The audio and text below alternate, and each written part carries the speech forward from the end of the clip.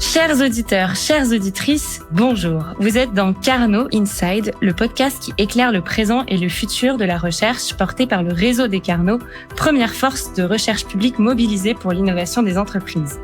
En quelques chiffres, c'est un réseau qui fédère 35 000 professionnels de la recherche au sein de 39 instituts labellisés par le ministère en charge de la recherche.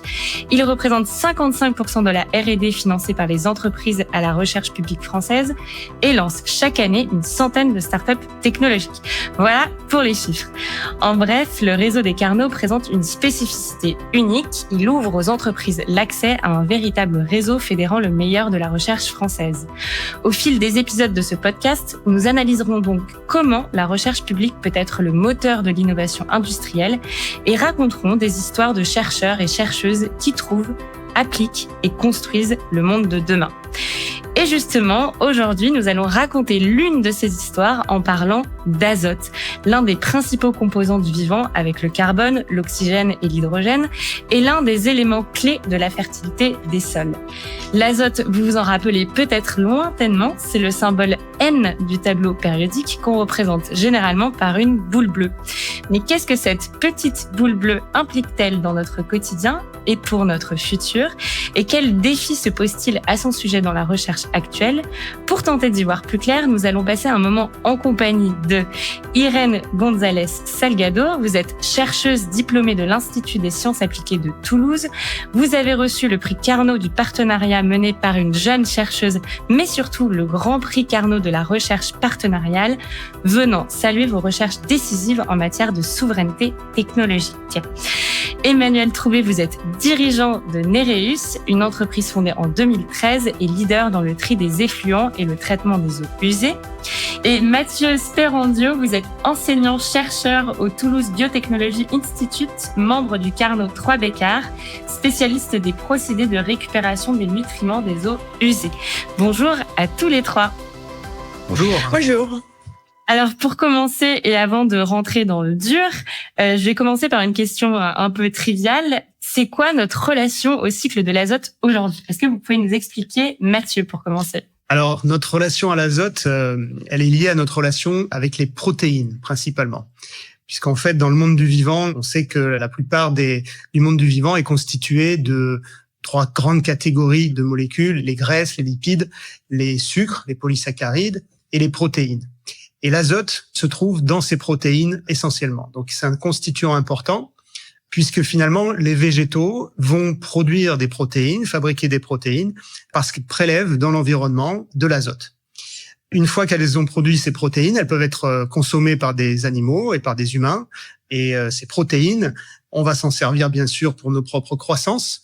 Mais on a une bonne part de ces protéines et de l'azote qui est constitutif de ces protéines qui va se retrouver dans nos déjections, dans les déjections animales, les déjections humaines, et en particulier dans l'urine. L'azote va se retrouver sous forme d'urée qui deviendra de l'ammoniac et qui reviendra donc dans l'environnement. Et cet azote, donc, il suit un cycle dans le monde du vivant et dans l'environnement, puisqu'il va être finalement dégradé après par des micro-organismes et il va repasser dans l'atmosphère, puisque vous savez que 80% de l'atmosphère est constituée d'azote. Alors, notre cycle de l'azote, il est assez perturbé par les activités humaines, puisque depuis que l'humain utilise notamment des engrais azotés pour apporter finalement plus d'azote dans les champs et produire des végétaux qui ont des constitutions d'azote et de protéines importantes, eh bien, globalement, on a doublé les flux d'azote qui circulent dans l'environnement. Et ça, c'est pas sans provoquer un certain nombre de conséquences environnementales. Donc voilà, notre relation à l'azote, il suit finalement ce processus de croissance des végétaux, des animaux, et puis nos consommations et finit dans nos déjections. Vous l'avez rapidement évoqué, mais du coup, on s'en sert notamment avec des engrais azotés. Comment ça se passe concrètement? Et vous avez évoqué des risques environnementaux, mais c'est quoi concrètement ces risques pour les sols, pour l'eau, pour l'air aujourd'hui? Alors, les conséquences de cet usage intensif de flux d'azote, et notamment des engrais, c'est d'une part que ces engrais, déjà, pour les produire, nous consommons beaucoup d'énergie. Il existe un procédé qui permet de capter l'azote atmosphérique et ce procédé est un procédé qui consomme beaucoup de gaz naturel et donc émet des gaz à effet de serre. Ensuite, cet azote dans l'environnement, quand il est rejeté sous forme d'ammoniac ou d'urée, qui deviendra de l'ammoniac, là, il va provoquer des phénomènes d'eutrophisation dans les milieux aquatiques. L'eutrophisation, c'est le développement des algues en quantité trop importante qui, au final, va aussi engendrer d'autres problématiques d'asphyxie du milieu, donc plus de présence d'oxygène, et puis aussi des risques quand on voit les marées vertes, par exemple, en Bretagne, avec des productions également de produits qui sont toxiques sur les environnements comme sur les plages. Donc ces problèmes d'eutrophisation sont l'un des problèmes majeurs des flux d'azote dans l'environnement. Et puis un autre problème, c'est que quand on augmente finalement ces flux à plein de niveaux différents, en agriculture, dans le traitement des eaux usées, dans le rapport dans l'environnement, c'est qu'on va aussi avoir une part de cet azote qui va être émis sous forme de N2O, de protoxyde d'azote. Et ce protoxyde d'azote est un gaz à effet de serre puissant qui constitue l'un des 3 gaz à effet de serre, le CO2, le méthane et le protoxyde, qui sont sources du réchauffement climatique. Oui, c'est intéressant parce que c'est un peu un des gaz méconnus du réchauffement climatique. C'est un peu le mal-aimé du traitement médiatique de la crise climatique. C'est vrai, il a un effet qui est estimé à 300 fois le potentiel de réchauffement du dioxyde de carbone. Évidemment, on en émet beaucoup moins que du dioxyde de carbone, mais c'est une émission qui malheureusement a augmenté pendant les dernières décennies. Et du coup, pourquoi c'est important aujourd'hui de recycler l'azote? Comment on fait pour le récupérer, le valoriser? Irène, justement, c'est ce sur quoi vous travaillez? Oui, justement, en fait, le recyclage de l'azote présente une nouvelle opportunité, car, comme Mathieu il a bien dit, les fertilisants et qu'on utilise couramment dans l'agriculture sont produits actuellement par des procédés très énergivores, les Haber-Bosch. Donc, récupérer l'azote de nos eaux usées, des effluents industriels, agro-industriels, présente une opportunité pour réduire ces importations. Et celle-ci est de ton important car le procès Haber-Bosch est responsable d'entre 1 et 2% des émissions de CO2 mondiales. Donc, finalement, ça représente un changement de paradigme. Au lieu de traiter l'azote dans des stations d'épuration sans les valoriser, on peut les récupérer pour produire un engrais azoté.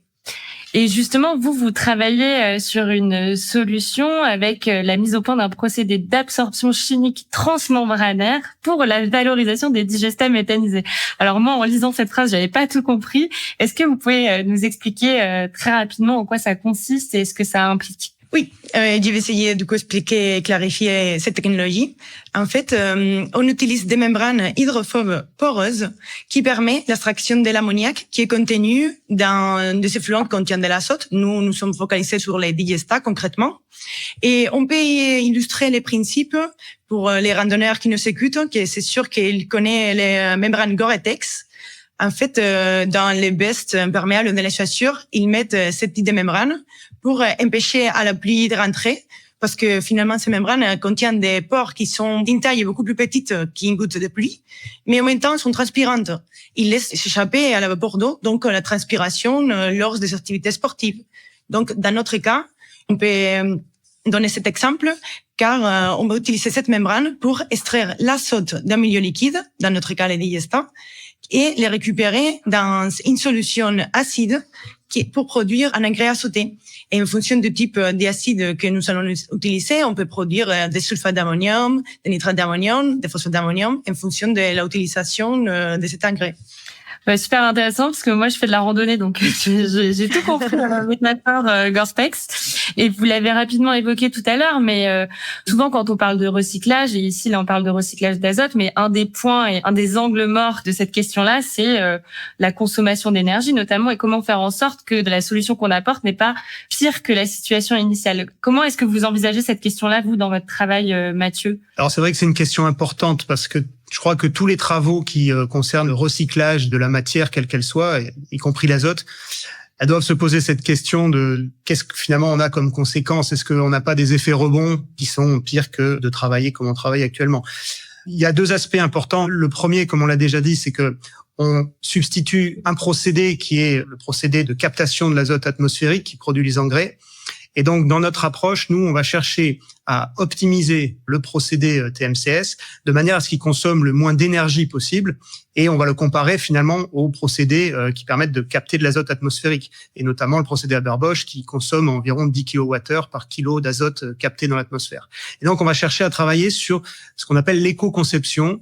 On va analyser finalement comment fonctionne et comment est fabriqué notre procédé, et on va faire une analyse de cycle de vie complète pour s'assurer que sur le plan des gaz à effet de serre, mais aussi sur d'autres aspects, de autres types d'impact environnemental, notre procédé n'est pas finalement plus impactant que les procédés de production de synthèse.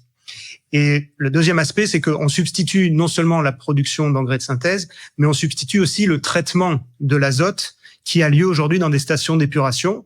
Et là, c'est aussi un élément important puisque, comme je vous le disais, dans les stations d'épuration, on dégrade l'azote par des procédés qui nécessitent d'insuffler de l'air et donc de consommer de l'énergie dans les stations d'épuration.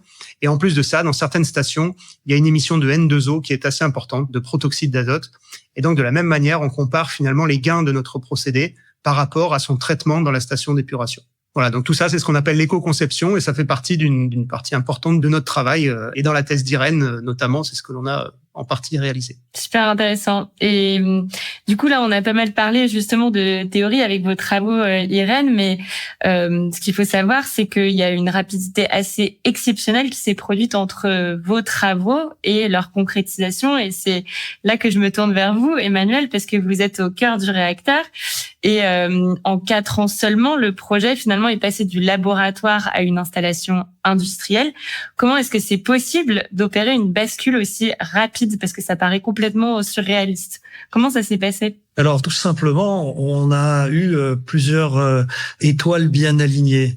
La première, c'est qu'on n'est pas parti de zéro. L'entreprise Nereus disposait déjà d'une maîtrise d'un procédé qu'on appelle la filtration dynamique sur des membranes en forme de disque et qui permet une très bonne préparation du liquide dans lequel on veut extraire de l'azote. Et ça a donc favorisé le mariage, le couplage avec la technologie TMCS développée du côté de l'INSA de Toulouse. Et donc, en quelque sorte, on a pu gagner déjà beaucoup de temps grâce à cet élément préexistant. Est-ce que vous pouvez juste préciser ce que c'est la filtration dynamique pour ceux qui nous écoutent et qui savent pas forcément ce en quoi ça consiste? Alors, dans les systèmes de filtration, une famille consiste à filtrer sur des membranes, on va dire des filtres avec des trous très petits, plus petits qu'un micron. Et dans cette famille, il existe la possibilité de filtrer en utilisant 5 à 10 fois moins d'énergie que les systèmes membranaires classiques. La filtration dynamique permet cette filtration très économe en énergie. Ok. Et c'est une filtration membranaire.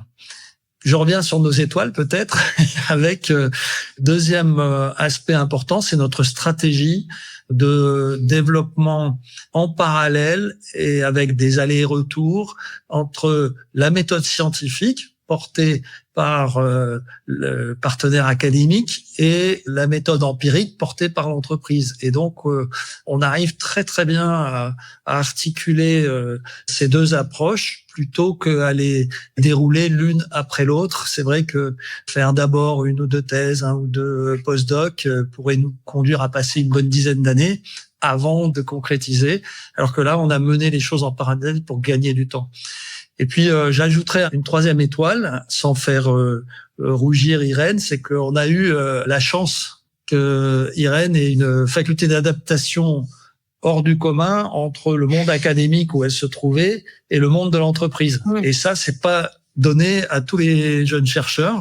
On a eu d'autres jeunes docteurs parmi nous dans l'entreprise et l'adaptation n'était pas toujours aussi facile. Donc, ça fait 3 étoiles. 3 belles étoiles, donc. Bien alignées. Et du coup, on parle de passage de la recherche à la pratique et à la commercialisation, mais vient les questions un peu plus tendues de coûts et de passage à l'échelle. Est-ce qu'on pourrait se dire idéalement que cette solution que vous proposez aujourd'hui, est-ce qu'elle pourrait couvrir tous les besoins de l'agriculture en engrais? Est-ce que c'est envisageable à la fois en termes de coûts et en termes de volume? Clairement, l'analyse qu'on fait, c'est que on a une production qui va être plutôt de type décentralisé. Il n'y aura pas une usine géante et qui va pas produire des volumes pouvant couvrir la totalité des besoins de l'agriculture, loin de là. Et en termes de coûts de production, on ne va pas non plus pouvoir couvrir les besoins des grandes cultures au prix où ils se procurent l'azote aujourd'hui. C'est quoi la différence de prix, justement? C'est le ratio à peu près aujourd'hui? On est sur un ratio énorme entre les prix les plus bas des unités d'azote produites par Haber-Bosch et les prix des unités d'azote de meilleure valeur ou de meilleure provenance, et le ratio peut dépasser 10. Pour autant, il y a donc un ensemble de destinations, de marchés, on va les appeler plus spécifiques, plus de niche, qui sont intéressés à des unités d'azote qui viennent plutôt de l'économie circulaire de l'azote en développement et non pas de la synthèse chimique de l'azote. Et on va retrouver parmi eux le maraîchage, on va retrouver la culture de microalgues, on va retrouver aussi la formulation de nouveaux amendements ou de nouveaux engrais, voire de nouvelles solutions nutritionnelles, où la préoccupation de la provenance de l'azote et de son impact environnemental sera mieux prise en compte. Est-ce qu'il y a un enjeu de régulation justement sur ces sujets-là qui va peut-être être amené à modifier le futur de ce marché ou pas encore ? On ne voit pas arriver une régulation particulière sur l'azote de manière directe. On a plutôt un environnement indirect. Mathieu soulignait l'importance croissante de la prise en compte de l'éco-conception. De la même manière, il y a des leviers qui poussent au développement de l'économie circulaire. Ça touchera aussi les flux d'azote. Et Mathieu, justement, pour avoir votre vision à vous peut-être un petit peu plus dézoomée, est-ce que vous pensez que cette alternative, elle pourrait être tenable à l'échelle d'un pays comme la France ou même du monde ? Est-ce qu'on pourrait imaginer une ampleur aussi grande ? Alors, si vous voulez des ordres de grandeur au niveau des chiffres, il faut voir que si on récupère tout l'azote qui est contenu dans les déjections humaines, notamment sur des programmes que l'on peut commencer à encourager, comme la valorisation de l'urine humaine ou de l'azote qu'on retrouve dans les stations d'épuration. Ça représente à l'échelle d'un pays comme la France environ 20% des apports d'azote aux champs sous forme d'engrais. Si vous augmentez cette collecte aux déjections animales, donc les élevages, vous allez doubler, voire monter jusqu'à près de 50% de l'azote apporté dans les champs.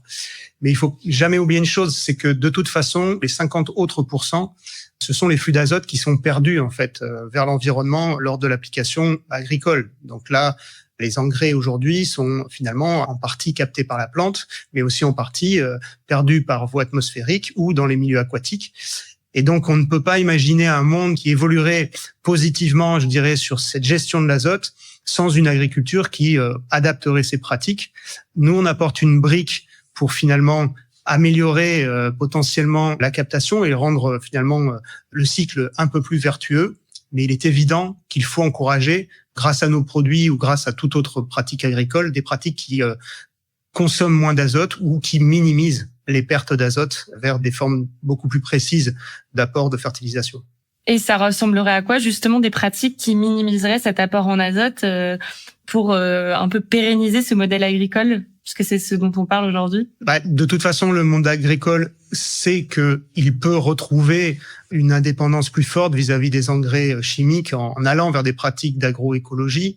Il y a une transition à faire vers l'agroécologie, vers le fait d'utiliser des moyens de captation de l'azote qui sont des moyens naturels, l'utilisation des légumineuses et d'autres plantes dont les formes de croissance leur permettent de capter directement de l'azote atmosphérique. Et puis aussi de trouver les formes d'amendement par le biais d'apport d'azote organique, qui a toujours aussi été pratiqué et qui peut retrouver aussi des usages avec un suivi et une pratique qui aura pour objectif de moins en perdre. Donc, je crois que c'est une multitude de solutions qui doivent se combiner, mais en voilà quelques-unes et nous apportons une brique dans ce travail, mais c'est évident que l'agriculture sur ce plan-là doit évoluer de différentes manières. Super intéressant. Merci pour ces éclairages. Justement, vous apportez une brique et les travaux d'Irène en font partie. C'est quoi la prochaine étape de vos recherches, Irène? Quels sont les prochains développements sur lesquels vous travaillez? Actuellement, on a une installation à la taille industrielle sur un site de méthanisation. On va travailler pour mettre en place ces technologies sur une métropole pour le traitement des digestants. Et les passages à la taille industrielle soulèvent des différents défis technico-économiques. On s'adresse à des effluents qui sont très complexes. On doit développer et optimiser des traitements pour pouvoir aller extraire de l'azote derrière. On collabore au réseau Carnot 3Bécart pour pouvoir développer des outils qui nous permettent d'avoir une optimisation énergétique. Emmanuel, sur l'aspect plus peut-être commercialisation de ces solutions, c'est quoi votre avenir et votre horizon à l'heure actuelle à plus ou moins long terme? L'effort essentiel dès maintenant, c'est de travailler sur l'autre partie essentielle de toute innovation, à savoir les éléments de commercialisation et de concrétisation sur différents segments de marché. Et donc, il y a un gros travail marketing au sens noble du terme avec tous les futurs utilisateurs, avec les futurs intermédiaires qui vont préparer, formuler, conditionner et commercialiser, distribuer. Et tout ce travail qui n'est pas de la science ou de la technique, il faut y consacrer probablement au moins autant d'efforts qu'à la science et à la technique. Sinon, on risque de tomber dans le syndrome du Concorde où des ingénieurs se sont fait plaisir. C'est précisément toute la velléité de ce podcast, c'est d'expliquer comment la recherche publique peut venir aider l'innovation industrielle. Donc merci Emmanuel pour cette conclusion et merci à tous les trois. Merci Mathieu, merci Irène et à très bientôt pour un prochain épisode du podcast Carnot.